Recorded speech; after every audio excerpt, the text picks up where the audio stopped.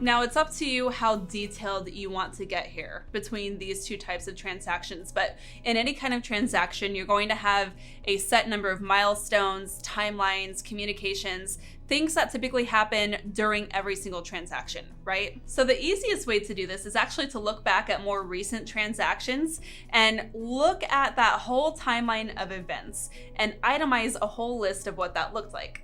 It might look something like this.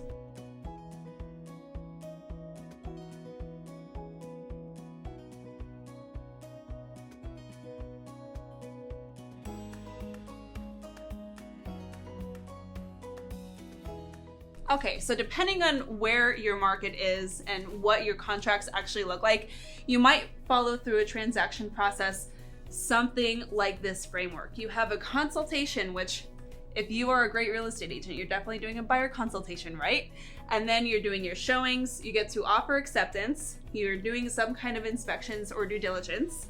You then move on to appraisal and underwriting, you have your settlement and closing, and then you have your post-close process where you're handing over the keys, making sure that buyer gets into the house and all is good. Now from here, you can look at this timeline, and first what you want to do is itemize all of the communications that happen in here.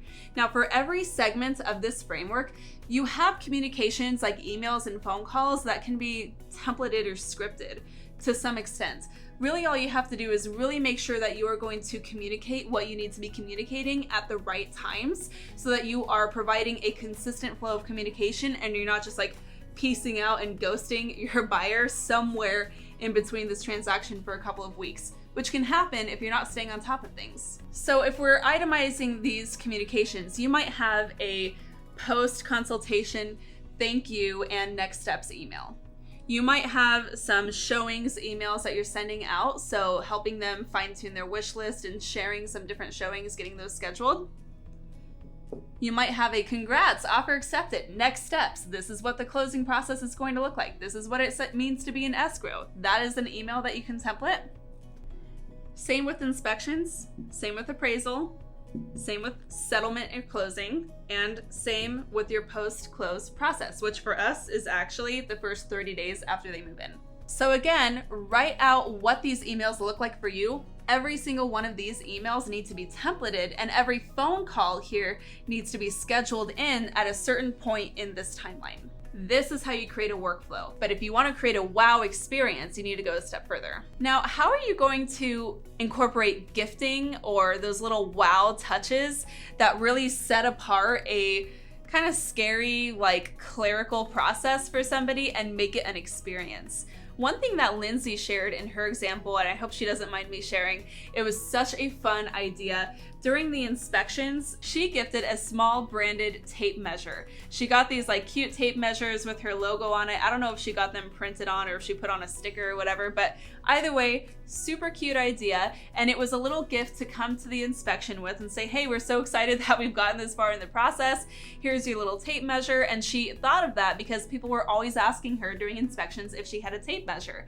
So again, see what people are asking for from you, see what keeps coming up, and think of ways that you can offer really great little moments of gifting or wow. Other areas might be like a new client welcome package. So after that consultation, once you get the commitment from them, what about a new client welcome package where you're giving them some swag or just something to make them feel appreciated for committing to you and the process? And obviously we have our post-close where we have our closing gift and something extra special to leave along the way.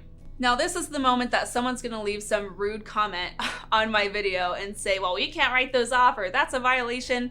Yeah, obviously play by the rules here. This is stuff that I'm talking to my CPA about and really having these smart conversations with people who know the rules about what I can and can't do as a real estate agent. So obviously do your homework on compliance and what's kosher in your area, and maybe even ask your broker.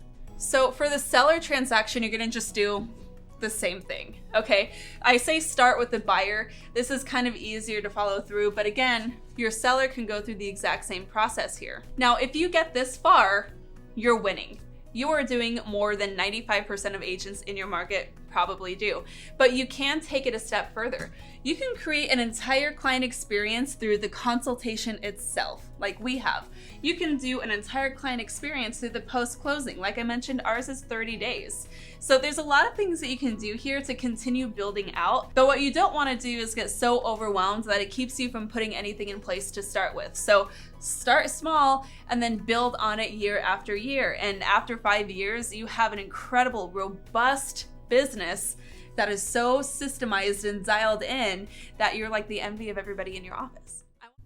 Thank you so much for watching this quick win series here on our YouTube channel. Of course, any resources or additional videos mentioned during this quick win are linked below in the caption, so check that out. And if you have not yet, be sure to hit subscribe to this channel and hit that bell notification icon to be notified every time we're dropping other quick wins just like this.